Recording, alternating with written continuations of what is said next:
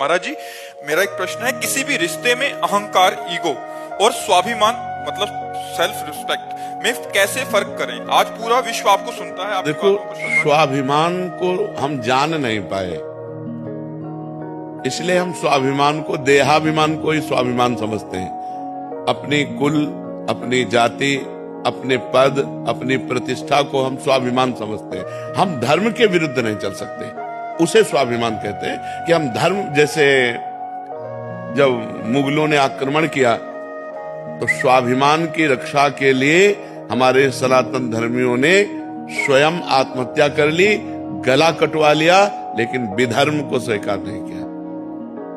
यह है स्वाभिमान। और जब हम प्रकृति में अगर स्वाभिमान लें तो हम भारतवासी हैं। हम अपने राष्ट्र के लिए फांसी का फंदा स्वीकार करते हुए महापुरुषों को देखा है, जिन्होंने प्राणों की आहुति दे दी हमारे देश के तिरंगे की रक्षा के लिए। तो ये भी स्वाभिमान के अंतर्गत आएगा, क्योंकि अपने प्राणों को न्यौछावर करके धर्म की, राष्ट्र धर्म की रक्षा के लिए। तो ये भी एक अभिमान, वंदे मातरम बोल करके और फांसी का फंदा चूमकर भगत सिंह आदि। जब चंद्रशेखर आजाद जी ने देखा हमारे पास गोली नहीं रह गई तो अपने को शूट कर लिया, अपने राष्ट्र के लिए, अपने धर्म के लिए, स्वधर्म के लिए, उससे कोई स्वाभिमान नहीं। जैसे अब हमारा धर्म है सनातन, अब सनातन धर्म हमारा स्वाभिमान है, लेकिन सनातन धर्म कितना महान है इसको देखना होगा।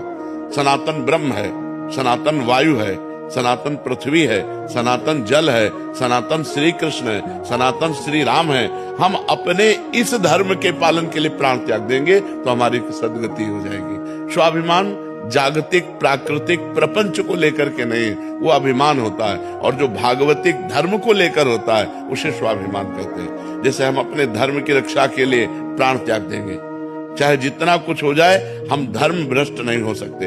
हमारा चाहे गला काट दिया, इसे कहते हैं स्वाभिमानी पुरुष है।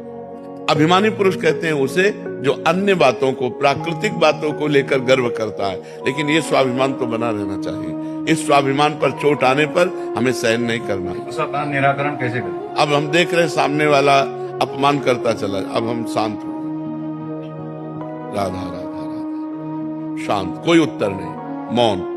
ये क्षमता होती है, इसे बल कहते हैं। ये अध्यात्म बल के द्वारा सहा जा सकता है, अन्यथा तो बहुत कठिन है। एक दो शब्द के बाद हमारे अंदर क्रोध आ जाएगा, और क्रोध आते ही हमारी स्मृति ढक जाएगी। स्मृति ढकते ही विमूढ़ता आते ही गाली गलौज, मारपीट, ये सब शुरू हो जाएगा। तो हमें लगता है नाम जप करके अध्यात्म बल को हम हृदय में धारण करें और गंभीर बने। उसे स्वाभिमान नहीं कहते। स्वाभिमान धर्म, राष्ट्र, भगवान, आत्मस्वरूप को लेकर के